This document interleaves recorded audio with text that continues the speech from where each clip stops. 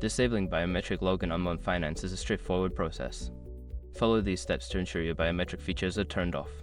Step 1. Open the Mon Finance app. Launch the Mon Finance application on your device. Make sure you are logged into your account to access the settings. Step 2. Access account settings. Navigate to the account settings by tapping on your profile icon or the settings gear icon, usually found in the top corner of the app.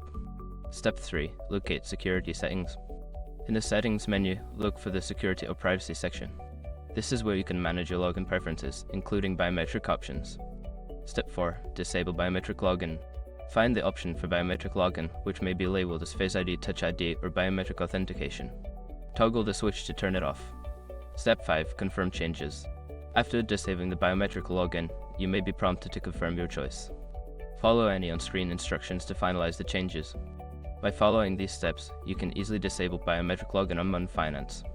If you have any further questions, feel free to consult the app's help section or customer support.